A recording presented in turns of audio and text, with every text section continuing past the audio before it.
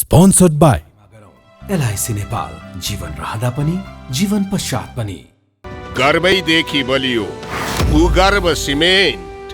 मेरो देश मेरो जगदम्बा सिमेन्ट। गुणस्तरीय प्लम्बिङको भरपर्दो नाम मार्बल। म पनि आजै नेपाल टेलिकमको एन्टी फाइबर सेवा लिन्छु। नेपाल टेलिकम, राष्ट्रको सञ्चार। रेड ब्लू इनर्जी ड्रिंक सर्वत्र बजारमा उपलब्ध छ। राष्ट्रको शान किसान। लिकेजको no tension.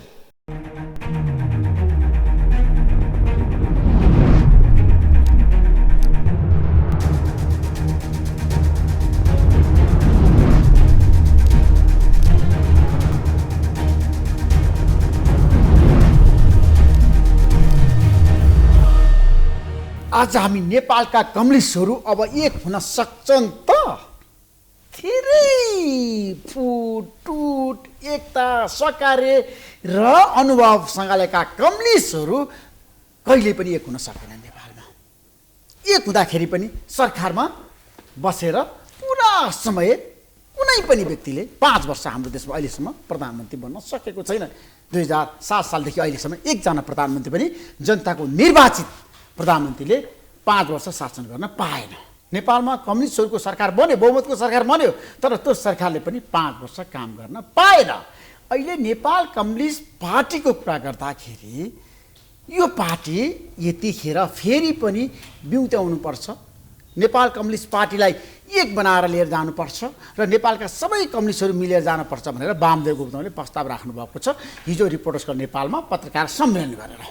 Nepal communist party एकता राष्ट्रिय अभियान यो कति सम्भव छ त? र चुनावको मुखमा के चुनावमा जाँदाखेरि कम्युनिस्टहरू फेरि पनि तालमेल गर्न सक्छन्? आजको कार्यक्रममा हामी यसबारेमा विशेषमा चर्चा गर्दैछौँ।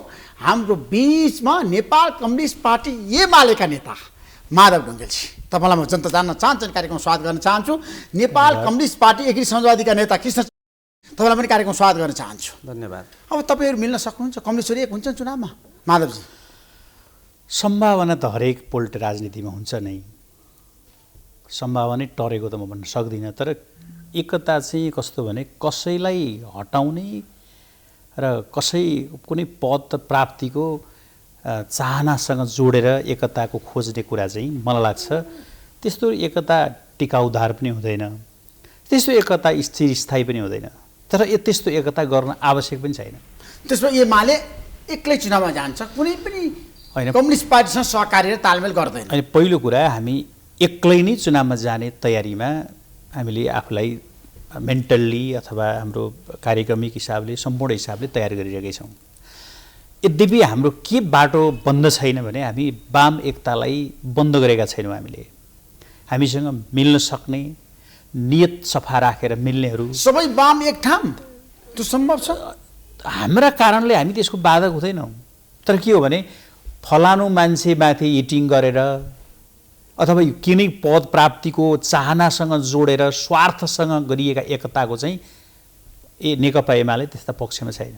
त्यसमा एमाले आज तत्काल चुनावमा जाँदाखेरि सबै कम्युनिस्टलाई मिलाएर लिएर जाने पक्षमा छैन। ए बाबा नेकपा एमाले होइन, मैले उहाँलाई शुभकामना छ। त्यो सम्भव छैन वामदेवको कुरा तपाईले बुझ्नु। मैले असम्भव त भन्दिनँ, किनकि वामदेवको तपाईँले गरेको कुरा ठिक छ। आज छैन भने भोलि होला, भोलि नभए पर्सि होला। उहाँ लागिरहनुहुन्छ, एक दिन आउला, उहाँको कुरा पनि सफल हुने दिन आउला। तर आजको दिन म फेरि पनि भन्दैछु, एकता चाहिँ त्यो स्वार्थ केन्द्रित एकता जस्तो अहिले पनि तपाईँलाई भन्छु म, प्र्याक्टिसले लोकतन्त्रमा के देखायो भनेदेखि यो पब्लिकलाई भोट हाल्न लगाउने एकता, जुन पब्लिकलाई नै निर्देशन गर्ने एकता छ नि, यस्तो खालको एकता वास्तवमा जस्तो अहिले 5 दलीय गठबन्धन हामीले देख्यौँ नि, जनतालाई फलानुमा भोट हाल भनेर निर्देशन गर्ने पार्टी त आफ्नो विचारमा लड्नुपर्छ नि, दृष्टिकोणमा लड्नुपर्छ नि, एजेन्डामा लड्नुपर्छ नि। आफ्ना त पार्टी भने त एउटा के भने एउटा फ्रेमभित्र हुन्छ, त्यहाँ अनुशासन हुन्छ, त्यहाँभित्र आफ्ना एजेन्डा हुन्छन्, समृद्धिका आफ्ना सम्पूर्ण सबै खाका कुरिएको हुन्छ, त्यो एउटा निश्चित दर्शनको बेसमा उभिएको हुन्छ। त्यसका आधारमा हामीले जनतालाई अपिल गर्छौँ, जनताले मान्नुहोस्, भोट कम दिए, थोरै सिट आयो, गभर्मेन्ट सरकार बनाउन पुगेन भने फेरि त्यो पार्टीहरू बसेर छलफल गरेर एउटा निश्चित एजेन्डामा सहमति गरेर हामी चाहिँ सरकारमा गठबन्धन गर्न सक्छौँ। चुनावमै गठबन्धन भन्ने कुरा चाहिँ वास्तवमा यो लोकतन्त्रको विरोधी कुरा हो। कृष्णजी मलाई बताउनुहोस् त, तपाईँहरू पनि एकताको कुरा गर्नुभएको छ, वाम एकताको कुरा, तालमेलको कुरा कति सम्भव छ? गरेका छौँ। यो असम्भव भन्ने कुरा राजनीतिमा हुँदैन होइन। त्यसैले सम्भावनाको खेल भन्छौँ नि हामीले, त्यसैले सम्भावना एकदमै छ। तर उहाँ माधवजीले जे भन्नुभयो फेरि यो व्यक्ति केन्द्रित होइन के अब एकताको कुरा गर्दाखेरि त वैचारिक एकता नै हुनुपर्छ। वैचारिक एउटा मार्ग एउटा होइन त्यो चाहिँ मिलिसकेपछि, विचार मिलिसकेपछि हुने एकता हो। र अहिले हामीले पहिल्यै पनि विद्रोह गर्दाखेरि, हामी त विद्रोह गरेको चाहिँ 9 महिना यसो हुँदैछ होइन, विद्रोह गर्दैखेरि पनि हामीले के भनेका छौँ, बृहत वामपन्थी एकताको बाटो त त्यतिखेरै खोला गरेका छौँ। त्यहाँ हामी एक्लै यहाँ केही गर्नलाई, तमासा गर्नलाई हुँदै होइन। अझै कम्युनिस्ट पार्टीलाई अर्थात् कम्युनिस्ट विचारलाई सही बाटोबाट हिँडौँ, जनताले अपेक्षा गरे जस्तो हामी साँच्चै कम्युनिस्ट हुन सकेनौँ होला भन्ने हिसाबले चाहिँ यी यावत कुराहरूलाई ख्याल गरेर अब यसरी जान सकिँदैन, सही मार्गमा हिँड्ने नाममा हामीले विद्रोह गरेको र त्यतिखेर सहकार्य छोडेर एमालेसँग तालमेल गर्ने रणनीति। काङ्ग्रेससँगको कुरा त सहकार्य नै भनौँ, सहकार्य हो। यो भनेको त पार्टी एकीकरण त होइन नि त। एउटा मुद्दामा होइन, एउटा मुद्दामा त हामी आएर पछिल्लो चरणमा हामीले खास गरेर गत साल प्रतिनिधि सभा भङ्ग हुने कामहरू जुन भए यी चाहिँ गलत भयो, यसले त संविधानलाई पनि तलमाथि पुर्याउन सक्थ्यो भन्ने हिसाबले त्यसलाई चाहिँ रक्षा गर्नुपर्छ। गणतन्त्र लोकतन्त्र संविधानले जुन हामीलाई चाहिँ प्रदान गरेर प्रत्याभूत गरेको जुन व्यवस्थाहरू हो त्यसमा तलमाथि हुन सक्छ भन्ने हिसाबले त एक ठाउँमा उभिएको र त्यही कुरा चाहिँ अहिलेसम्म पनि आइराखेको हुनाले त्यहाँ पनि त केही फेरि खतरा हुनसक्छ, उत्पन्न हुनसक्छ। त्यो हिसाबले कार्यगत एकता जस्तो विश्वास गर्न हुन्न भन्ने छलफल र विषयवस्तु किन बन्यो आजको दिन बैठकमा? काङ्ग्रेससँगको कुरा के हो भने एजेन्डाको प्रस्तावहरू त आयो नि त्यहाँ, त मैले देखेँ नि त। स्थानीय निर्वाचनमा हामीले कार्यगत एकता अर्थात् गठबन्धन, यसलाई 5 दलीय गठबन्धन पनि भनियो, गठबन्धन गरेर हामी जाँदाखेरि धेरै ठाउँहरूमा हामीले चाहिँ अब नेपाली काङ्ग्रेसले चाहिँ हामीलाई उपयुक्त स्थान चाहिँ नदिएको हामीले फिल गर्यौँ। सबै ठाउँ त्यो यहाँ उहाँ भन्ने कुरो छैन। तथापि हामीले के चाहिँ हामीले फेरि सौहार्द्रता चाहिँ एउटा प्रदर्शन गऱ्यौँ भने गठबन्धन अहिले टुट्नुहुन्न भन्ने हिसाबले चाहिँ हामी मार्का खप्दै मिल्न सकिन्छ, एमालेसँग तालमेल गर्नुपर्छ भन्ने प्रस्ताव पनि आएको हो बैठकमा। एमालेसँग पार्टीले निर्णय नै गरेको छ, 2टा विषय अगाडि सारेको छ होइन।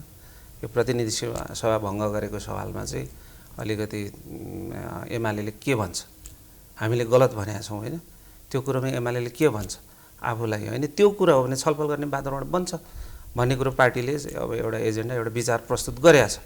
त्यो कुरो चाहिँ भयो भने होइन, हिजो हामी एमालेले के गर्दा तपाईँहरूको कुरा मिल्छ त? अनि एमालेले हिजो हामीले चाहिँ प्रतिनिधि सभा भङ्ग गर्नु चाहिँ हामीले चाहिँ यो गल्ती थियो, त्यो संविधान विपरीत थियो भन्ने कुरोमा आफूले अब त्यो कुरो त रियलाइज गर्नु पर्यो नि त। रियलाइज गर्छ, गर्यो भने त्यो विचारमा त्यहाँ सहमत हुन सकिन्छ। अघि उहाँले पनि भन्नुभएको छ विचारमा सहमत हुँदाखेरि नै पार्टी एकता हुने कुराहरू भयो। व्यक्तिलाई निषेध केपी शर्मा ओलीले जसरी प्रधानमन्त्री हुँदाखेरि संसद 2 पटक विघटन गर्नुभयो, त्यो गलत गरी अब जनताको बिचमा गएर माफी माग्ने र कहिल्यै अब यस्तो किसिमको काम नगर्ने भनेर घोषणा गर्दाखेरि कुरा मिल्छ भनेर कृष्णजीको भनाइ आयो। कति सम्भव छ? पहिलो कुरा चोङमाङजीले जे प्रश्न उठाउनु भयो धेरै ठुलो विषयवस्तु छैन। के हो भने नि क्यानाडामा पनि संसद विघटन भयो, बेलायतमा पनि संसद विघटन भयो। संसद विघटन भएर नयाँ निर्वाचन गर्ने कुरा लोकतन्त्र विरोधी कुरा होइन। संविधानमा यो बहस र छलफलकै विषय हो, पाइन्छ कि पाइँदैन, गर्न हुन्छ कि हुँदैन, त्यो ट्रेनमा जाने कि नजाने संविधान एउटा बहसकै क्रमको र त्यसको एउटा प्र्याक्टिसको क्रममा रहेको अवस्था हो। र केपी शर्मा ओलीले संसद विघटन गरेर राष्ट्रपतिलाई बुझाएको हो र कि सेनालाई बुझाएको हो र जनताको बिचमा चुनावमा जाउँ भन्ने कुरा चाहिँ कसरी लोकतन्त्र विरोधी भयो त? एउटा कुरा है, बहसै मानौँ न होइन, कुनै मान्नुहोस् न, ल मैले मेरो पार्टीको अध्यक्षको तर्फबाट मैले भने कुनै गलत नियतका साथ संसद विघटन गरिएको होइन, लोकतन्त्र कोल्याप्स गर्न गरेको छैन। लोकतन्त्रको प्र्याक्टिसको क्रममा एउटा कार्यकारी प्रमुखलाई चारैतिर घेराबन्दी भएको महसुस गर्यो भने म फ्रेस म्यान्डेट लिन्छु है भन्ने त संसारका लोकतन्त्रमा प्र्याक्टिस छ त। त्यो एउटा प्र्याक्टिसको कुरा हो। त्यो चिजलाई धेरै ठुलो बहसको विषयवस्तु बनाउनु पर्छ जस्तो मलाई लाग्दैन।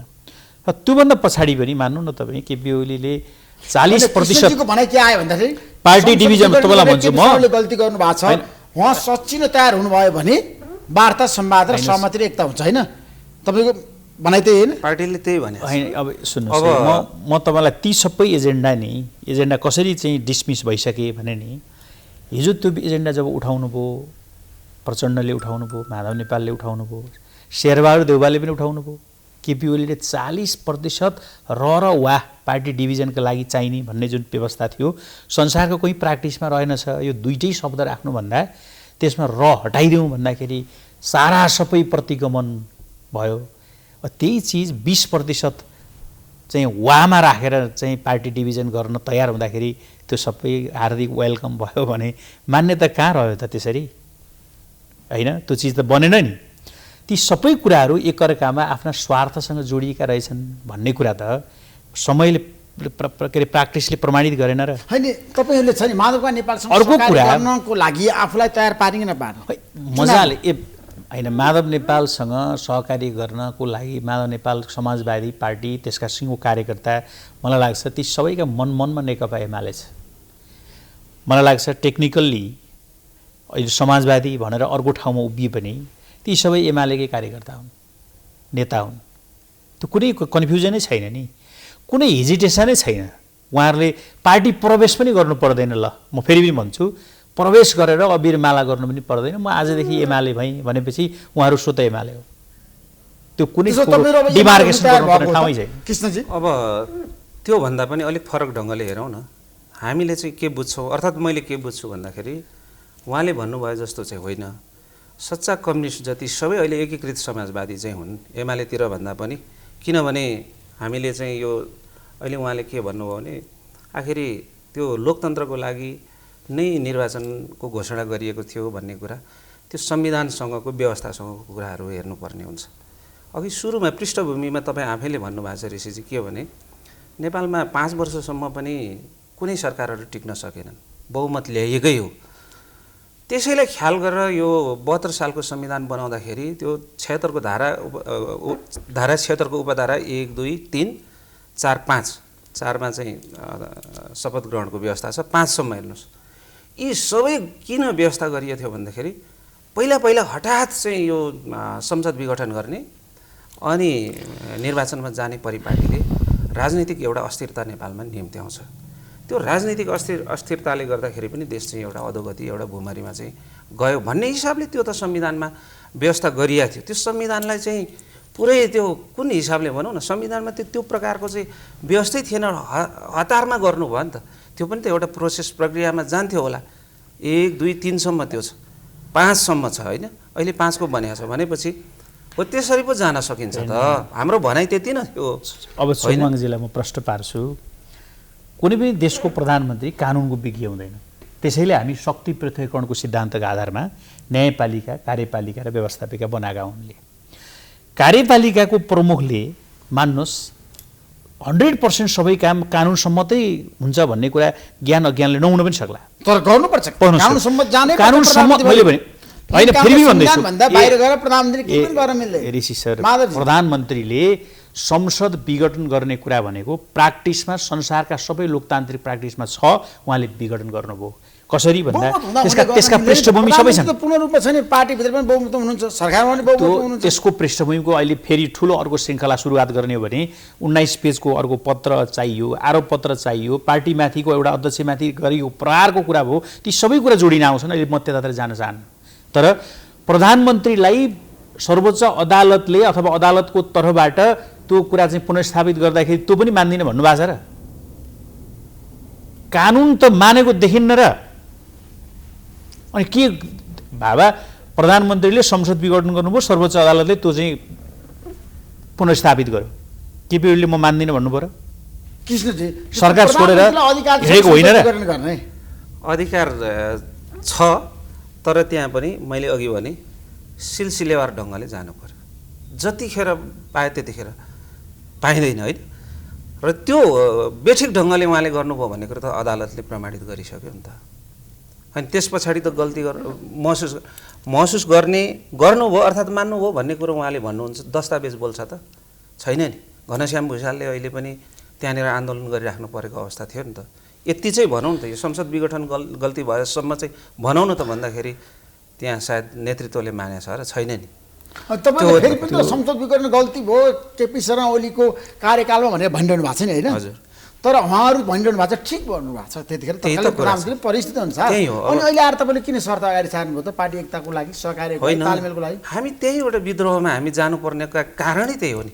उहाँले 18 बुँदे 19 बुँदेहरू आरोप पत्रको आदि इत्यादि कुरा गर्नुभएको छ। यदि त्यस्तो हो भने त त्योभन्दा अझै अगाडि जानुपर्छ। नेकपा गठन हुँदाखेरि यस्तो गोप्य एउटा चाहिँ सम्झौता भएर रहेछ, त्यो बाहिर आयो नि त। त्यहाँ त के रहेछ, आधा के दुनियाँ छ नि त 5 बुँदे। ती कुराहरूतिर पनि जानु पर्यो। त्यसैले राजनीतिप्रति होइन नेतृत्वहरू इमान्दार नभएको हुन् कि ती कुराहरू पनि हेर्नु पर्यो। र पछाडि 18 बुँदे 20 बुँदे आयो होला, त्यहाँ घम्साघम्सी भयो होला यी कुराहरू। तर यद्यपि यदि त्यस्तो भएको भए पनि त्यो भनेको त घरभित्रको कुरा, तत्कालीन नेकपाभित्रको समस्या थियो नि त।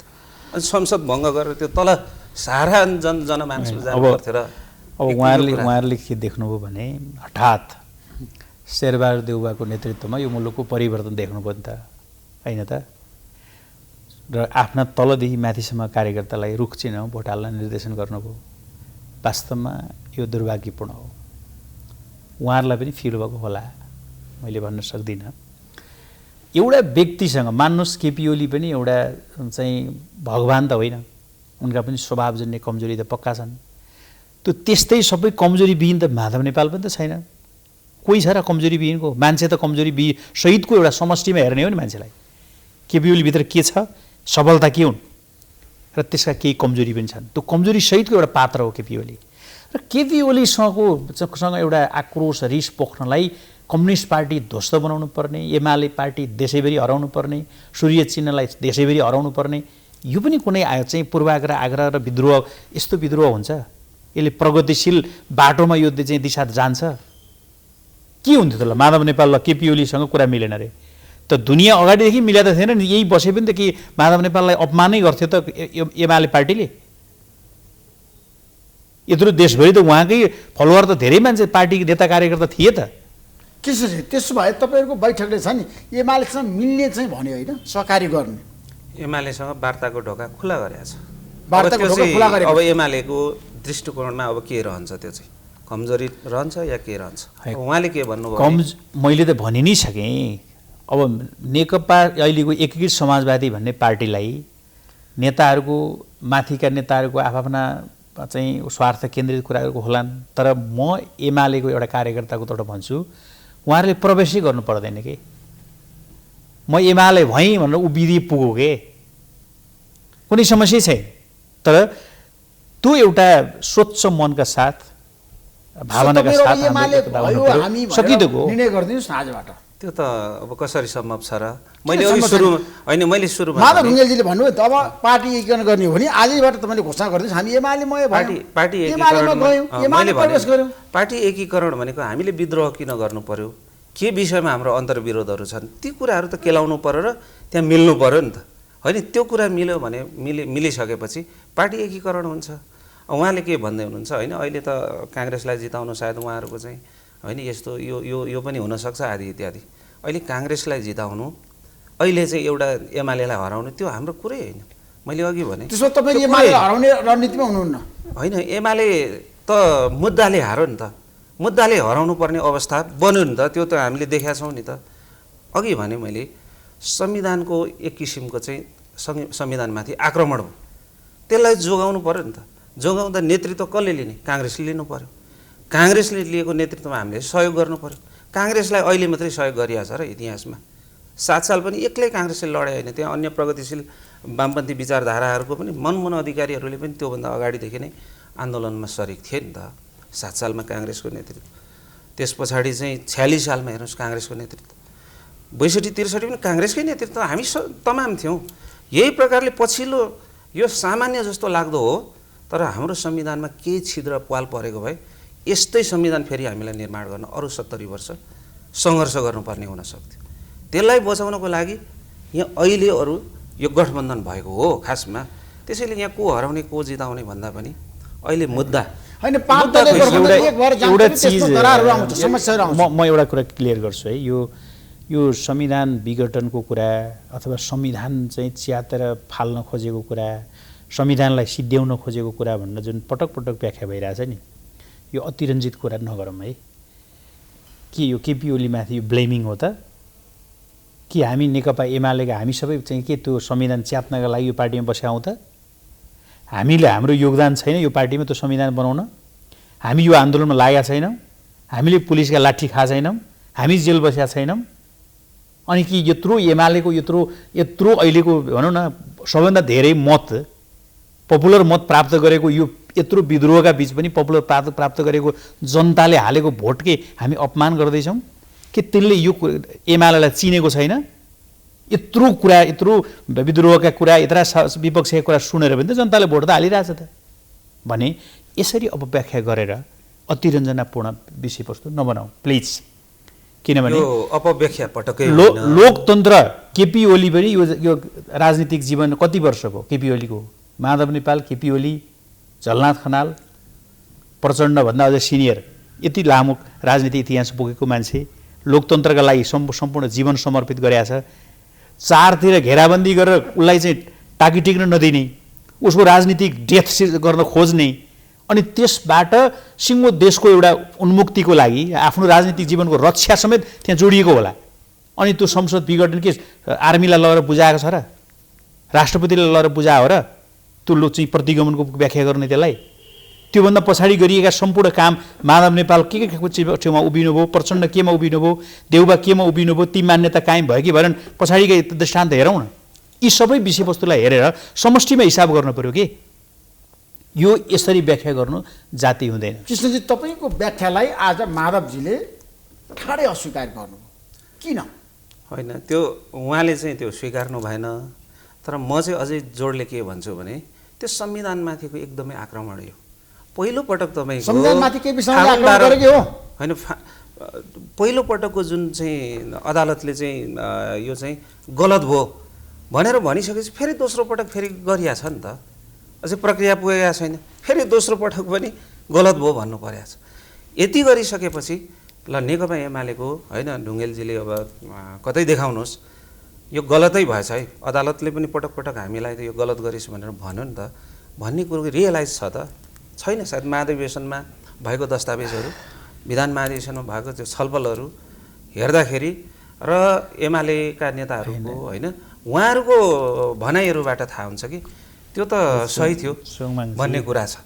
त्यसैले यहाँ त मिलेन कुरा। तपाईँ फर्केर आउनुहोस् होइन, नेपालको दुर्भाग्यको कुरा गर्नुहुन्छ भने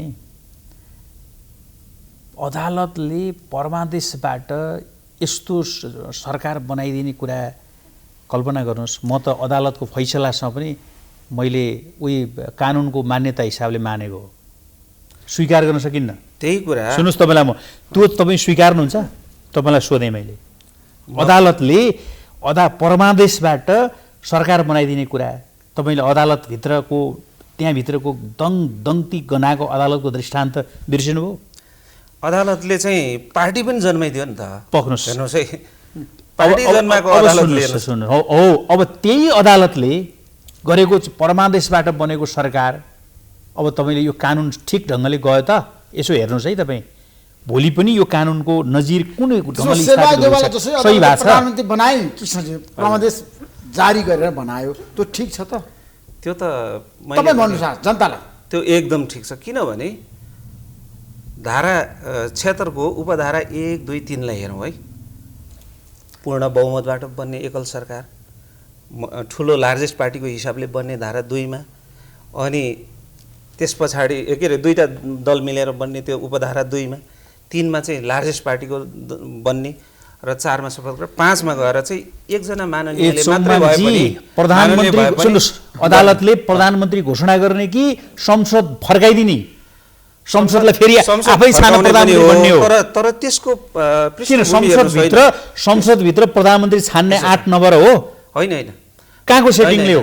त्यो त त्यहाँ त कल्पना गर्नुहोस् 153 जना हो 153 जना माननीयहरूले अब 76 को उपधारा 5 अन्तर्गत हामी माननीय शेरबहादुर देउवालाई प्रधानमन्त्री बनाउन चाहन्छौँ उहाँलाई चाहिँ भनेर चाहिँ अदालतमा गएको छ त्यो कुराहरू हेर्नुपर्छ होला र त्यो अनुसार अदालतले चाहिँ फैसला गरे त्यसैले प्रधानमन्त्री तोकियो भन्ने कुरा अब पछि कुनै बेला यस्तो खालको बहस भयो भने त्यही हुन्छ पार्लियामेन्टमै गएर 153 लाई मतदान गरेर प्रधानमन्त्री बनाउने प्रक्रिया सही थियो कि सर्वोच्च अदालतले घोषणा गरेको प्रक्रिया सही थियो त ल बहुमतै थियो माने नि त यसो हो संसद फर्काउने हो संसद 2 पटक फर्काइसक्या हो 2 पटक फर्काएको हो नि त संसद होइन अब तपाईँको उपधारा 5 अन्तर्गत भनेको माननीय एकजनाले पनि कुनै दलको यो ठुलो सानो भन्ने होइन त्यहाँ सायद 153 जना माननीयहरूले हामी प्रधानमन्त्री शेरबहादुर देउवालाई चाहिँ बनाउन चाहन्छौँ अहिले संसद विघटन गर्न हुँदैन भने त्यो अनुसारको चाहिँ आदेशबाट बनेको हो नि त शेरबहादुर देउवा प्रधानमन्त्री अदालतले दिने परमादेशै हो उत्प्रेषणै हो अब यता चाहिँ अब पार्टी पनि हेर्नुहोस् कहाँ पुगिसक्यो पार्टी कहाँ पुर्याइदियो त्यो पनि मिल्दैन थियो नि होइन मिल्दैन थियो नि एमाले जन्मन मिल्थ्यो त्यसबिचमा निर्वाचन भएको थियो कोही नेकपाको नाममा सूर्य चिन्हैबाट चाहिँ कतिपय त विलकबन्धमा परे हो कि नि यता जाउँ कि उता जाउँ त्यस्तो पनि त भयो हामी अदालतलाई मोनोपोली गरेको कुरा चाहिँ स्वीकार गर्न ठाउँमा पुग्यौँ नि त होइन अदालतको मोनोपोली त भयो नि अदालतले अब अदालतको आदेशबाट प्रधानमन्त्री बनाउने कुरा लोकतन्त्रको इतिहासमा एउटा कालो धब्बा हामीले लगाइसक्यौँ त्यो जोसुकैले गरेको होस् म आज यो च्याम्बरबाट बोल्छु अदालतले गरेको फैसला अदालतले गरेको त्यो फैसला सुन्नुहोस् है म त यति भन्छु त्यो अदालतले त्यो प्रक्रियाबाट प्रधानमन्त्री फैसला गर्ने कुरा म यो आजीवन मान्दिनँ अदालतको निर्णय नमान्ने भनेकै छैन निर्णय त मानेकै छु नि त्यो फैसला स्वीकार गर्दिनँ मैले भन्नुहोस् त्यो फैसला म स्वीकार गर्दिनँ सबैले मान्नुपर्छ अदालतको निर्णय सुन्नु स्वीकार गर्दिनँ म किनकि त्यो फैसला गलत छ फेरि पनि म भन्छु इतिहासको कालखण्डमा फेरि पनि प्रमाणित हुन्छ त्यो अदालतका न्यायाधीशहरूले कुनै दिन कठघरामा उभिनुपर्छ त्यो वास्तवमा भन्नुहुन्छ भने त्यो फैसला गलत छ गलत फैसला हामीले मानेका हौँ यो फैसलामा कठघरामा उभिनु पर्दैन किनभने निवेदकहरूले के न्याय पाऊँ भनेर निवेदन गरे आवेदन गरे संविधान बमोजिम त्यो पनि संविधान बमोजिम होइन त्यसो भएको हुनाले यसमा चाहिँ सायद कठघरामा उभिनु पर्दैन बरु कठघरामा कतिखेर उभिनुपर्छ भने कहिलेको मुद्दा कहाँ के मागदाबी गरेका थियो ऋषि कटेलले के मागदाबी गरेका थियो के फैसला भएको छ त्यो चाहिँ हेरौँ त्यो पो छ त उदेक लाग्दो कुरा त ठिक छ अदालतले गरेका प्रत्येक फैसला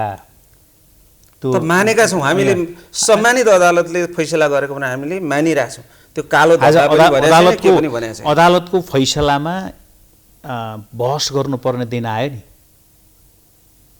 न्यायपालिकाको कालो इतिहास हो यो न्यायपालिकाले तपाईँहरूको पक्ष निर्णय गर्दा ठिक हो नि त्यो मैले पक्ष र विपक्षको कुरै होइन लोकतन्त्रको रक्षा त गर्नु पर्यो नि लोकतन्त्रको नर्म्समा त रहनु पर्यो नि लोकतन्त्र हामीले के खोजेको नत्र हामीले राष्ट्रपति किन सेरिमनी बनाएको हाम्रो यो संरचनाभित्र व्यवस्थापिका न्यायपालिका र कार्यपालिकाको शक्ति पृथकीकरणको सिद्धान्तलाई हामीले लोकतन्त्रको किन नर्म्स मानेको कृष्णजी तपाईँको पार्टीको निष्कर्ष आयो होइन केपी शर्मा ओलीसँग संवाद गर्ने कुराकानी गर्ने वार्ता गर्ने माधव नेपालले होइन ठ्याक्कै भन्छ पार्टीले होइन दस्तावेज बोलिरहेछ अस्ति मात्रै केन्द्रीय कमिटीको बैठकमा एमालेसँग संवाद हुने कुरा खुला गरिएको छ होइन त्यसमा मैले एउटै मात्र दुईटा कुरा छ होइन दुईटा कुरा छन् त्यसमा मिल्दैन भन्नुभएको छ नि त होइन त्यो छ तर दुईटा कुरा के हो भन्दाखेरि एउटा चाहिँ त्यही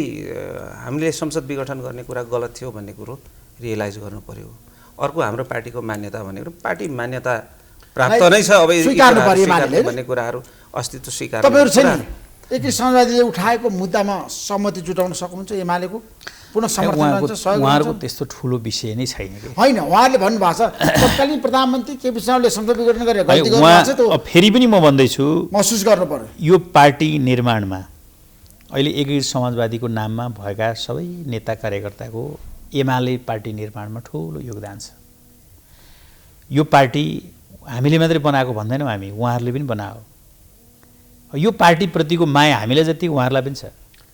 त्यसका 10% मान्छेहरू अलिक बढ्ता स्वार्थ केन्द्रित होलान्। एउटा पार्ट हो, छोड्नुहोस्, त्यो जहाँ पनि हुन्छ, यता पनि छन् फेरि एमाले भित्र पनि होला नि त त्यो पङ्क्ति, त्यही त हो नि। त्यो टोटल 90% त्यो एकीकृत समाजवादीको पङ्क्ति मलाई लाग्छ नेकपा एमाले नै आफ्नो पुरानो आफूले योगदान गरेको पार्टी हुन लालायित छ। मलाई चाहिँ त्यो 100% विश्वास छ। तपाईँहरू एमाले हुन लालायित हुनुहुन्छ आजको दिनमा? होइन, तपाईँहरूको चाहना छ? अहिले त सम्भवै छैन। सम्भव छैन भन्नाले यी मुद्दाहरू मिल्नु पर्यो, यसको बारेमा व्यापक बहस हुनु पर्यो, छलफल हुनु पर्यो। हतार हतार पार्टी एकता गर्दा के हुँदो रहेछ त? त्यो अगाडि हामीले 74-75 सालमा भोगेकै छौँ होइन। त्यसले गर्दा मुद्दामा हामी विचारमा एकता भएपछि त त्यो स्वतः एकता हुन्छ। र पार्टी चाहिँ अब एमाले र एकीकृत समाजवादीसँगको मात्रै एकताको कुरा भएन। सायद वामदेव गौतमको कुरा बार बार उठाउनु भएको छ। उहाँले सबै कम्युनिस्टहरूलाई एक ठाउँमा उहाँले प्रचण्डको कुरा गर्नुभएको छ, उपेन्द्र यादवको कुरा गर्नुभएको छ, चित्रबहादुर केसीको कुरा गर्नुभएको छ, सबैलाई मिलाउँछु भन्नुभएको छ क्या। त्यो सम्भव छ? सम्भव त अब नेपाली राजनीति कस्तो देखियो भन्दाखेरि कम्युनिस्टहरू अलिकति एक हुन सक्छन्? स्वार्थ केन्द्रित राजनीति त देखिन्छ। हामी कम्युनिस्टहरू फेरि एउटा के कुरा स्वीकार गर्नुपर्छ भने कहिलेकाहीँ हामी शब्दमा झगडा गर्छौँ। रसो दीर्घ नमिल्दा कहिलेकाहीँ हाम्रो पर्छ होइन, त्यतिमै कहिलेकाहीँ कुरा मिल्दैन है।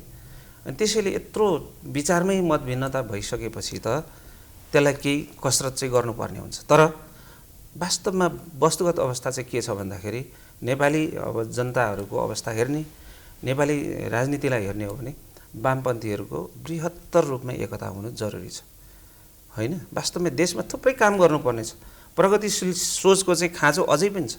त्यो विचार हामी समाजवाद भन्छौँ त्यतातिर जानुपर्छ। अनि फेरि पनि बृहत्तर रूपमा एकता हुनुपर्छ, सबैलाई मिलाउनुपर्छ भने किन भन्नु? त विचार नमिलेपछि फुट्नु परिगयो, एकै ठाउँमा बस्ने कुरो पनि भएन। बृहत्तर रूपमा अब त्यहाँ एकअर्कालाई धोका निषेध गर्न थालेपछि त्यहाँ बस्ने ठाउँ रहेन। तर कार्यालय खोलेर बस्नु भएको छ, साइनबोर्ड झुन्डाएर बस्नु भएको छ, कार्यकर्ता छैनन्, अनि सबै एक हुन सक्छन् होइन। त्यो त कार्यकर्ता भनेको बिस्तारै फेरि बढ्दै जाने हो। के हो हाम्रो पार्टीको इतिहासमा हिजो 48 सालमा हामी कति थियौँ? 51 सालमा 9 महिने सरकार बनाउने हुँदै हुँदै फेरि 64 सालमा आउँदाखेरि माओवादी एक्लै झनै बहुमतमा पुग्ने अवस्था। यस्ता कुराहरू त हुन्छन् नि त। त्यसैले कार्यकर्ता कहाँ छ कहाँ छैन भन्ने कुरा होइन। जनतासँग सम्बन्धित, राष्ट्रसँग सम्बन्धित रहेर, नजिक रहेर जनतालाई एकाकार गर्ने खालको विचार छ कि छैन, त्यसले जनतालाई भोलि गोलबन्द त गर्छ। जनतालाई मुक्ति दिने काम त्यो विचार छ, त्यो हिसाबले अगाडि बढ्यो भने त जनतालाई त भोलि एकाकार त गरिहालिन्छ नि। त्यो त समस्या जनता आफैले बुझेर आउनुपर्ने दिन आइहाल्छ नि त। अब यो राम्रो मिठो र चक्लेटी कुरा अथवा एजेन्डाका हिसाबले एकदम सही कुरा बोलेको हिसाबले हेर्नुहुन्छ भने त किसान मजदुर पार्टी यो देशको सबभन्दा ठुलो पार्टी हुनुपर्ने हो। संसदमा उनीहरूले यति राम्रो आफ्ना कुरा प्रष्ट ढङ्गले राख्छन् नि होइन। म यही टेलिभिजनको पर्दाबाट भन्छु, त्यस्तो छैन, त्यस्तो हुँदैन। पार्टी बन्ने कुरा भनेको एउटा लामो प्रोसेस हो। 6743 वडामा पार्टी कार्यालय, 77 जिल्लामा पार्टी कार्यालय, 753 चाहिँ पालिकामा पार्टी कार्यालय र त्यहाँको पार्टी संरचना, जनसङ्गठनहरूका सबै तलदेखि माथिसम्मको यी संरचना र जनताका दुःख पीडा अप्ठ्यारासँग एकाकार गर्न सक्ने त्यो सक्षमता बिना पार्टी बन्दैन। रविन्द्र मिश्रहरूले गरे, बाबुराम भट्टराईले युद्धको सारा इतिहास सबै छोडेर अर्को ठाउँमा गएर म चाहिँ सारा अर्को पार्टी बनाउँछु भनेर नयाँ शक्ति खोल्नुभयो होइन। कहिले अहिले हाम्रो रवि लामी छानेहरू आउनु भएको छ। पार्टी सजिलो छ खोल्न, बाहिर अरू बेला बोले जस्तो हुन्छ र पोलिटिक्समा त त्यहाँभित्रका अहिले पनि हामी पनि मेरो आमाको उपचार गर्ने मैले फुर्सद पाएको छैन, तर दुनियाँ सारा सबैको उपचारका लागि हस्पिटल पुगेको हुन्छु। थाहा हुन्छ मान्छेलाई, एउटा मान्छेले पोलिटिक्समा कोही मान्छेले बेस्टिक गर्यो भनेर सबै मान्छेलाई पोलिटिसियनलाई एकै ठाउँमा सत्तो सराप गर्ने प्रणाली चाहिँ हाम्रो सत्य हो त्यो कुरा। होइन माधवजी, मेरो प्रश्न कहाँनिर भन्दाखेरि हिजो नेपाल कम्युनिस्ट पार्टी एकीकृत समाजवादीले के भन्यो भन्दाखेरि एमाले भनेको कम्युनिस्ट होइन। राजनीति दस्तावेज चाहिँ स्पष्ट रूपमा माधव नेपाली लेख्नु भएको छ। तपाईँहरू गैर कम्युनिस्ट हो, प्रतिगामी हो, अब के गर्नु? आफूलाई सच्याउन तयार हुनुहुन्छ? होइन, त्यो त उहाँको पूर्वाग्रहपूर्ण अभिव्यक्ति नै भयो, त्यसमा त के टिप्पणी गर्नु र होइन। सुन्नु नेपाली जनताले हेरिरहेछन्, नेपाली जनताले हेरिरहेछन्। मलाई अलिकति बोल्न दिनुहोस् यसमा। प्रवृत्ति हेर्नुपर्छ नि त, व्यवहार हेर्नु पर्यो नि त।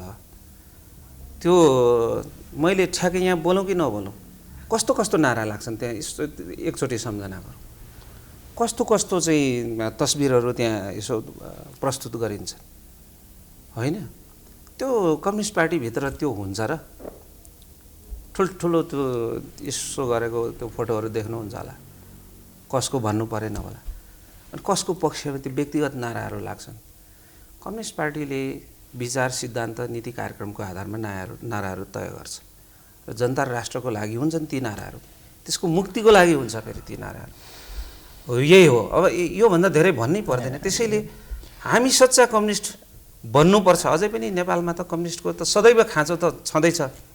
कम्युनिस्टले नेतृत्व गर्छ। पहिलो हामीले त मैले अघि भने नि दुईटा कुरा, ए बाबा चोकमा कत्रो बोर्डहरू देख्नु होला, तस्बिरहरू देख्नु होला, उहाँले त्यसलाई के भन्नुहुन्छ होइन, नारा लाग्दा के भनेर लाग्यो। म अलिकति प्रश्न पार्छु यसमा होइन।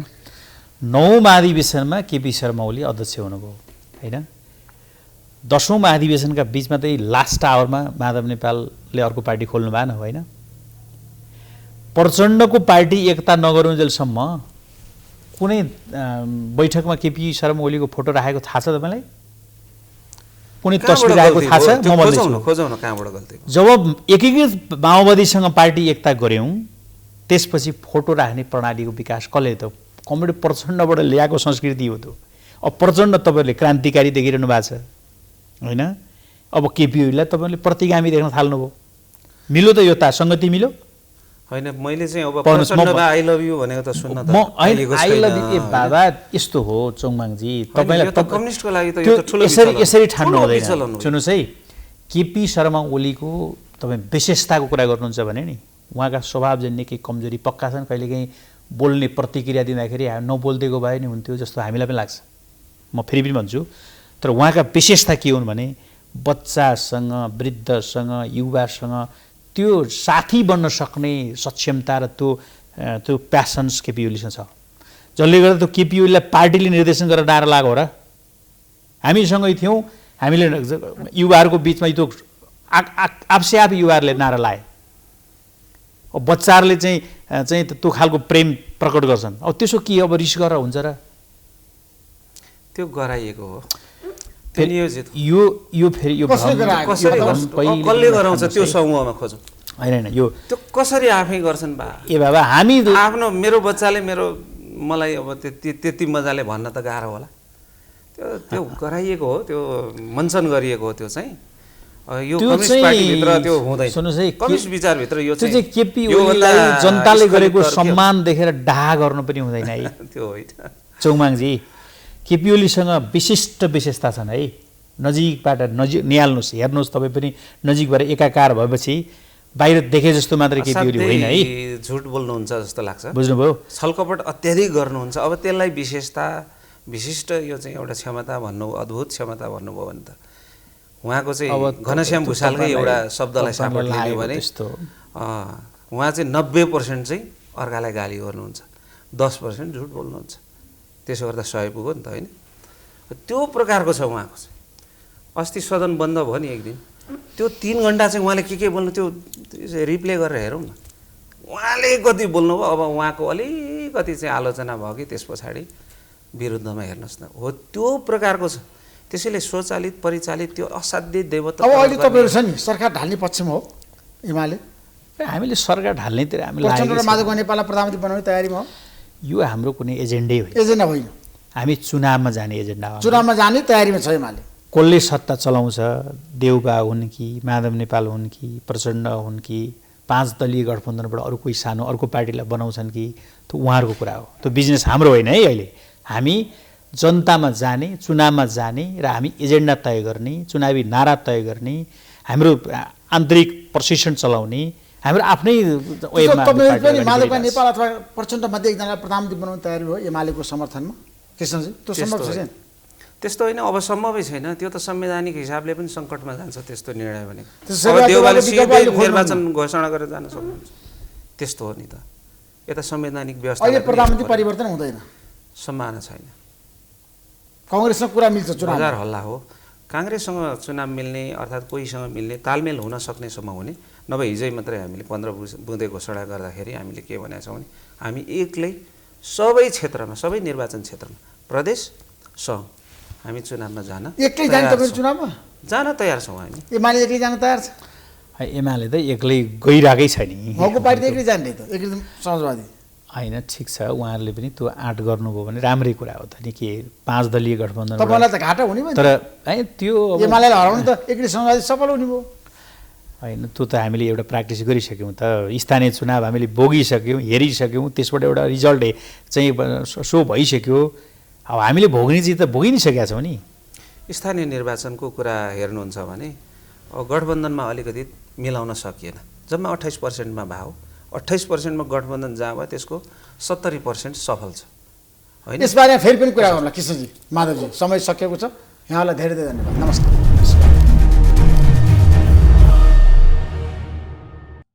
Sponsored by एलआइसी नेपाल जीवन रहँदा पनि जीवन पश्चात पनि गर्वैदेखि बलियो भूगर्भ सिमेन्ट मेरो देश मेरो जगदम्बा सिमेन्ट गुणस्तरीय प्लम्बिङको भरपर्दो नाम मार्बल। म पनि आजै नेपाल टेलिकमको एन्टी फाइबर सेवा लिन्छु। नेपाल टेलिकम राष्ट्रको सञ्चार। रेड ब्लू इनर्जी ड्रिङ्क सर्वत्र बजारमा उपलब्ध छ। राष्ट्रको शान किसान लिकेजको नो टेन्सन।